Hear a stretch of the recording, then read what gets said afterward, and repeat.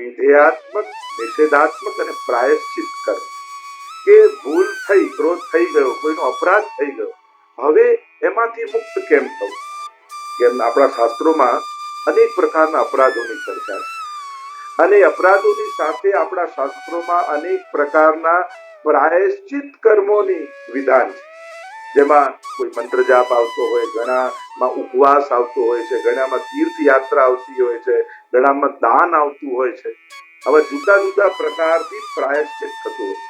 પણ એક વૈષ્ણવી જીવન જયારે આપણે જીવતા હોઈએ છીએ ત્યારે ઘણીવાર સ્વભાવ પ્રકૃતિ છે અને પ્રકૃતિને બદલવી ઘણી કઠિન હોય છે અને સ્વભાવવશ થઈને ઘણીવાર ઉગ્રતા યા કોઈના માટે બોલાઈ જવું, કોઈનું અપમાન થઈ જવું, ન ઈચ્છવા છતાંય કોઈને અપમાનિત કરી દેવા, આવું ઘણીવાર બનતું હોય. તો આનું પ્રાયશ્ચિત કઈ રીતે? તો આપણે ત્યાં વિધાન એ છે કે બને તો એવા સમય મોટાઓથી એમ સાંભળ્યું છે 3 સર્વોત્તમજીના પાઠ કરવા. કોઈ પણ આવા નવા દોષો થયા હોય તો વૈષ્ણવના દોષોનું નિવારણ શ્રી વલ્લભના નામથી થાય છે અને એટલા માટે બને તો 3 વાર સર્વોત્તમજીના પાઠ કરવા માત્રથી આપણે ત્યાં દોષોને નિવારણ થતું હોય છે. બીજો કોઈ અપરાધ થયો હોય તો આપણે ત્યાં વૈષ્ણવને પ્રસાદ લેવડાવવાથી આપણા દોષોનું નિવારણ થતું હોય. યા કોઈ બહુ મોટું પાપ થયું હોય તો ગૌદાન અને ગાયની સેવા કરવા માત્રથી આપણે ત્યાં પ્રાયશ્ચિત થતું હોય છે. તો જેવું અપરાધ એવા પ્રકારના પ્રાયશ્ચિતના વિધાન આપણે ત્યાં કહેવાયા છે. પણ આપણા સ્વભાવવશ થઈ કે જ્યાં સ્વનો અભાવ હોય એને સ્વભાવ કહેવાય, કે જ્યાં આપણો પરવશ થઈ જતા હોઈએ અને આપણો કંટ્રોલ આપણા પર ન રહેતો હોય અને એવા સમયે જયારે કંઈક થતું હોય છે ત્યારે બને તો સર્વોત્તમજીના પાઠ કરશો તો નિશ્ચિત મહાપ્રભુજીની કૃપાથી વૈષ્ણવના અપરાધથી આપણે મુક્ત થઈ શકીશું. હરિગુરુ વૈષ્ણવનો કોઈ પણ દોષ થયો હોય એ 3 વાર સર્વોત્તમજી પ્રેમપૂર્વક, ભાવપૂર્વક કરશો તો ચોક્કસ શ્રી મહાપ્રભુજી ક્ષમા કરશે. અને એકાદશી આદિ વ્રત આપણે કરતા હોય બને તે દિવસે વ્રત કરવું અને વ્રત કરીને સર્વોત્તમજીના પાઠ કરી ઠાકોરજી આગળ ગદ્ય મંત્ર બોલવા માત્રથી આ રીતે કરવાથી આપણે દોષમાંથી નિવૃત્ત થતા હોય. આપણે ત્યાં વાત એમની સાચી છે. પ્રત્યેક હવેલીઓમાં આપણા શ્રીનાથ ધામમાં પણ બધાને તો દર્શન કરવા ન મળે, ખૂબ જ સુંદર આખો કાચનો આવો સૈયા મંદિર શ્રીનાથજી બાવાનો સિદ્ધ કરાવેલો છે. એ રીતે જ દરેક જગ્યાએ, દરેક હવેલીઓમાં ચારે બાજુ કાચ હોય, ઉપર પણ કાચ હોય, એ રીતે રાખવામાં આવે અને બધે જ એટલા સુંદર રીતે સૈયા મંદિર સિદ્ધ કરાતા હોય છે. એ રીતે નિધિ સ્વરૂપ હોય ત્યાં વૈષ્ણવના ઘરે પણ અમે ઠાકોરજી બિરાજતા છીએ, બાજુમાં જે સૈયાજી કરીએ તો એની 3 બાજુ કાચ લગાવતા હોય છે. તો આપણે ત્યાં ઠકરાણી બ્રિજના કાચના હિંડોળા પણ ઠાકોરજીને થતા હોય છે. એક ભાવ તો યમુનાજીનો ભાવ છે કે ઠાકોરજી યમુનાજીની કુંજમાં સમસ્ત વ્રજભક્તોની સહિત પધારી અને ત્યાં પહોંચતા હોય છે. એટલે આપણે ત્યાં દર્પણનો ભાવ શ્રી યમુનાજીનો ભાવ છે, યમુનાજીની કુંજનો ભાવ છે. એક ભાવ એ છે કે શ્યામા શતદલ નયન સુંદરી શોભા તણો નહીં. તમે 2 કાચની સામે આમ ઉભા રહો ને તો તમને તમારા હજારો પ્રતિબિંબ દેખાય. આપણે જયારે સૈયા મંદિરમાં ઠાકોરજીના જઈએ ને તો આપણા હજારો પ્રતિબિંબ, કારણ કે અનંત કોટી ગોપીજનો આજે ઠાકોરજી અને સ્વામીજીને પોઢાવવા માટે ત્યાં ઉભા છે.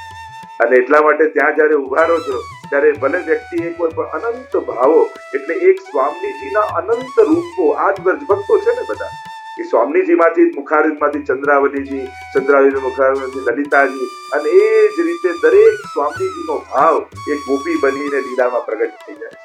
તો એ સ્વામીજી જયારે ઠાડા હોય ઠાકોરજીને પોઢાવવા માટે, રુચિ રુચિ સખિયન સેજ બનાઈ, રંગ મહેલ में પડ ગયે પડદા, ધરી અંગીઠી સુખદાઈ. અને સ્વામી જયારે પોઢાવતા હોય ત્યારે એમના અનંત ભાવરૂપ અનંત કોટી ગોપીજનો ત્યાં ઉપસ્થિત છે અને યુગલ સ્વરૂપની સેવા કરી રહ્યા છે.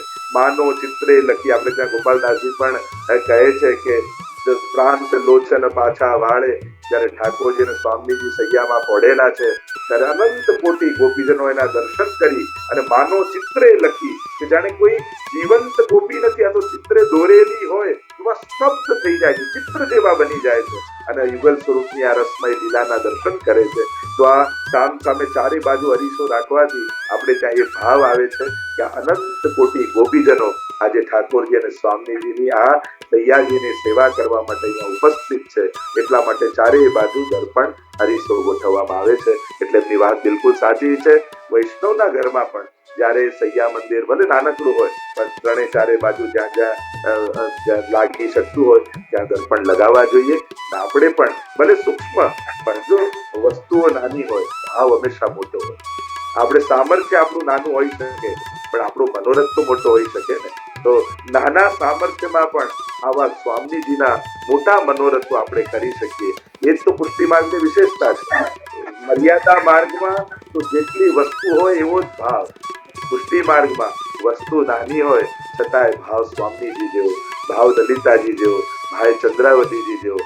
તો આમ અલ્પ વસ્તુમાં પણ અલ્પતોષકમ એટલે જો પ્રભુને અલ્પમાં પણ સંતુષ્ટ કરનારા પ્રભુ છે. કારણ કે પ્રભુ પુષ્ટિ પુરુષોત્તમ વસ્તુથી નહીં બ્રજ ભક્તોના ભાવથી પ્રસન્ન થાય છે. અને એટલા માટે વૈષ્ણવે પણ પોતાના ઘરમાં સૈયા મંદિર એ રીતનું સિદ્ધ કરાવવું જોઈએ. એટલે વૈષ્ણવો ઘણી વાર એ રીતે બોલતા હોય છે. ઘણી વાર લોકોને એમ થાય કે જુદા જુદા દેખાતા વલ્લભકુલના બાળકો જુદા જુદા છે. ના, શ્રી વલ્લભ કલ્પ ધ્રુવ ફલ્યો મન લાગ્યો વિઠ્ઠલે, શાખા સબ બાલક ભય તાકો પાર ન પાવત શેષ. શ્રી હરિરાય મહાપ્રભુજી આપણને ઉત્તર આપીને ગયા જ છે. શ્રી મહાપ્રભુજીની જયમાં બધા વલ્લભકુલની જય સમાયેલી છે.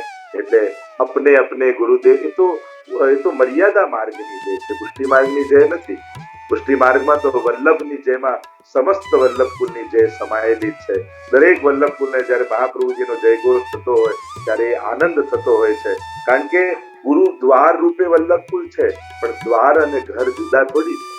કારણ કે ઘરમાં પ્રવેશવા વંદન તો પગે તો દ્વારને જ લાગવું પડે, ખોલવું તો દ્વાર જ પડે, પૂજન તો દ્વાર પર જ થાય, તોરણ તો દ્વાર પર જ લાગે અને ત્યારે જ ઘરમાં પ્રવેશી શકાય. તો એમ ગુરુદ્વાર છે એ વલ્લભકુલ પોતાની દીનતા પ્રગટ કરે છે. પણ વૈષ્ણવે તો દરેક વલ્લભકુલમાં વલ્લભને જોવાના છે. ત્યારે તો પુષ્ટિ માર્ગની ફલિતતા થશે. અને એટલા માટે બ્રહ્મ સંબંધ પણ મહાપ્રભુજી જ આપે છે. અને આપણા બધાના ગુરુ કે એ વાત હું નથી કરું, ગુસાઈજી પોતે કહી ગયા છે. સર્વોત્તમ સ્તોત્રમાં એક નામ છે મહાપ્રભુજીનું, ગુરુવે નમઃ. શ્રી મહાપ્રભુજી આપણા સર્વના ગુરુ છે. અને અત્યારના સમયમાં ભૂતલ પર વલ્લભકુલ પ્રતિનિધિ છે મહાપ્રભુજીનું. એટલે એ મહાપ્રભુજી રૂપ છે. અને એટલા માટે એમને જયારે વંદન કરીએ છીએ, વ્યક્તિ રૂપે જોઈને કરશો તો એ વ્યક્તિ સુધી વંદન પહોંચશે. એમનામાં વલ્લભને જોઈને વંદન કરશો તો તમારું વંદન વલ્લભ સુધી પહોંચશે. હવે તમારે નક્કી કરવાનું, તમારે વલ્લભને પામવા છે કે વ્યક્તિને પામવા છે. જ્યારે વ્યક્તિ રૂપે જોશો તો એમાં દોષ પણ દેખાશે, વલ્લભ રૂપે જોશો તો આનંદ માત્ર કૃપા, એ આનંદ પરમાનંદ શ્રી કૃષ્ણાસ્ય, આ બધા જ ભાવો તમને એમનામાં દર્શન થશે. અને એમાં જ આપણી ભક્તિની સાર્થકતા છે. પ્રભુના સ્વરૂપમાં કોઈ ધાતુને જોશો તો તે ભૌતિક બુદ્ધિ છે. આ તો પુષ્ટાવ્યા મારા ઠાકોરજી છે, તો એનો આનંદ તમે જ પામશો, એનો જ અનુભવ કરશો. એમ પંચ તત્વોથી બનેલું શરીર તો વલ્લભકુલનું જોશો તો તમે એટલું જ પામશો, વ્યવહાર કરી શકશો, પણ એ વલ્લભનો આનંદ નહીં પામી શકો. પણ એ વલ્લભ રૂપ જોશો. જેમ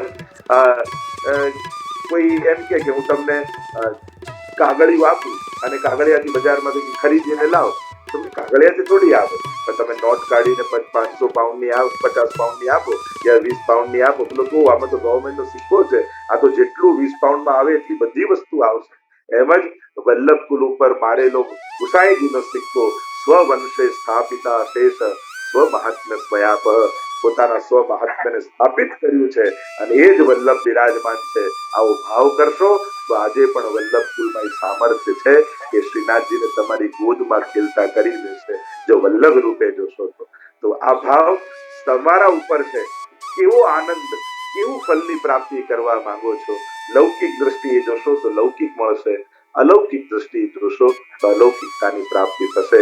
અને એટલા માટે મહાપ્રભુજીમાં બધા જ સમાયેલા છે. હા, વિશેષ કૃપા ઘણી વાર જો 3 સંબંધ હોય, બ્રહ્મ સંબંધ, લીલા સંબંધ અને ભાવ સંબંધ. બ્રહ્મ સંબંધ તો નાના હોઈએ કે ક્યાંક સંજોગ થાય લઈ લીધું, તો કેટલાકની સાથે વલ્લભુ સાથે આપણો બ્રહ્મ સંબંધનો બાજો રાતો હોય. ઘણા જોડે ભાવ સંબંધ હોય કે જે તમારો ભાવ છે ને એમનો ભાવ એ રીતે જ છે અને ભાવની સમાનતાને કારણે સંબંધ થાય. અને ઘણી જગ્યાએ લીલા સંબંધ હોય એટલે એ નિત્ય લીલામાં એ યુથના સંબંધો જોડાયેલા હોય તો આ ભૂતલ પર આવીને એમની સાથે આપણો સંબંધ એ રીતના થાય કે એમની આજ્ઞામાં રહીને આપણું જીવન વ્યતીત થાય। મહાપ્રભુજીની આજ્ઞાની બહારની વાત તો કોઈ કરવાનું જ નથી। જે વલ્લભકુલ પાસે જશો મળશે તો મહાપ્રભુજી, વાત તો મહાપ્રભુજીની જ થશે।